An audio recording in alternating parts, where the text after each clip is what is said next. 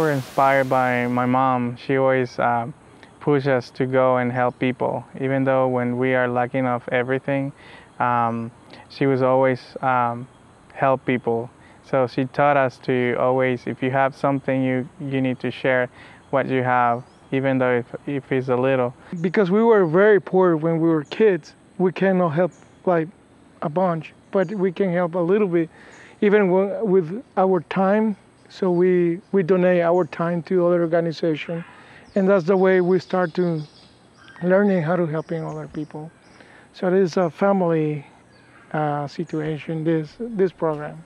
And I think that was the idea when we grew up. We grew up with that idea to share and help as many people we can. Hands for America, it's the heart of a family who wants to be a channel of blessing for many, many people in communities that they need.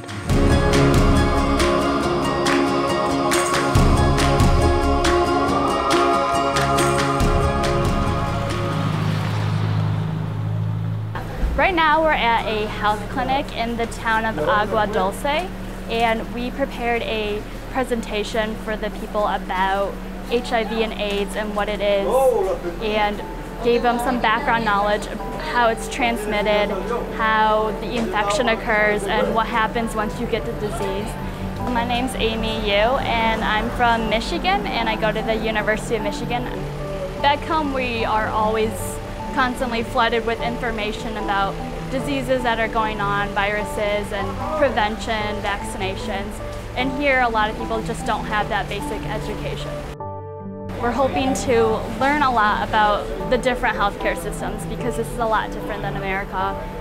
Volunteers are obviously students who will feel comfortable traveling somewhere and being in a culture and environment that may be a little bit uncomfortable at first, but something they are willing to adjust to. And there's a lot of challenges, obviously, such as language barriers, culture barriers, but working around those just to do a good job and present yourself in a good way.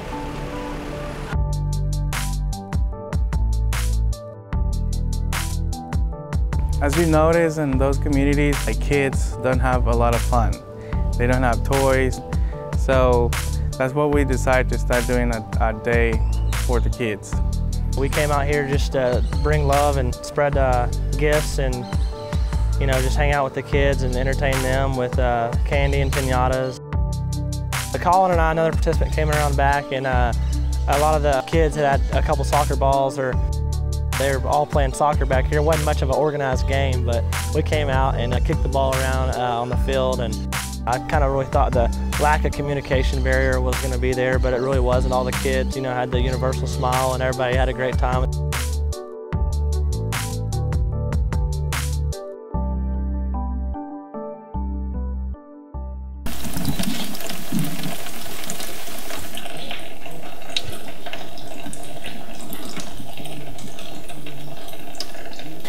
This is a typical wooden stove right here.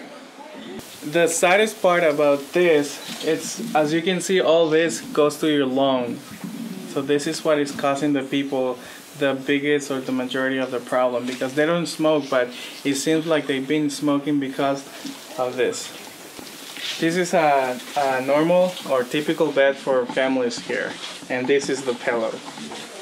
When the weather got a little colder, they don't have nothing to cover, and the wood also will damage their bones and their ligaments and everything during the night. We're hoping for this area not to change anything, but use what they have, their own environment, to make their life better through medical service and also living situation. We're hoping to make it a better style of life.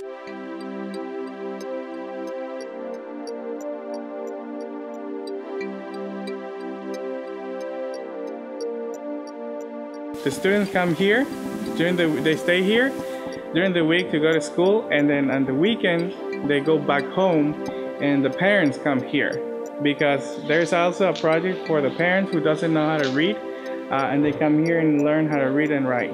This is like the capital of many communities around that are really poor and have really difficult access.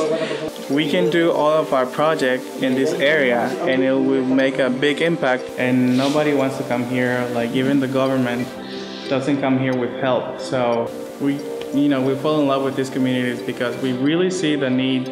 That's why we decided to be partners. And the majority of the communities, they don't really like the help from the government, because if they get help from the government will ask for something else.